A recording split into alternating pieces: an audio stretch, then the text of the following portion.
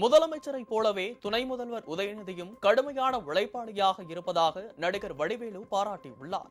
சென்னை மண்ணடியில் துணை முதல்வர் உதயநிதி ஸ்டாலின் பிறந்த நாள் கொண்டாடப்பட்டது. அன்னை தயாளு அம்மாள் தொண்டு நிறுவனத்தில் பயிற்சி பெற்ற 183 மகளிருக்கு தையல் இயந்திரம், 291 மாணவ மாணவியருக்கு மடிக்கணினி வழங்கப்பட்டது. அமைச்சர்கள் சேகர் பாபு, அன்பில் மகேஷ் பொய்யாமொழி, நாடாளுமன்ற உறுப்பினர் ஆர் ராசா, மேயர் பிரியா, நடிகர் வடிவேலு உள்ளிட்டோர் இதில் பங்கேற்றனர். திராவிட தத்துவத்தை அடுத்த தலைமுறைக்கு எடுத்துச் செல்ல உதயநிதி முதலமைச்சராக வேண்டும் என ஆர் ராசா விருப்பம் தெரிவித்தார்.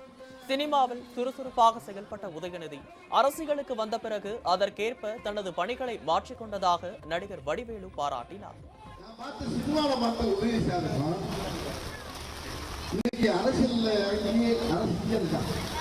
அரசியல் இருந்து மக்களுக்கு பணி செய்ய வந்தோம்னா அவருடைய உருவம், அவருடைய பேச்சு எல்லாமே சினிமாவுக்கு இருக்கு சம்பந்தமே இல்லாமல் இந்த சினிமா பாணியை அவர் முகத்தில் பார்த்தே முடியாது. இப்போ அப்படி மாமன்னோட இனிமேல் முகத்தில் சினிமா மூஞ்சியை பார்க்க முடியாது.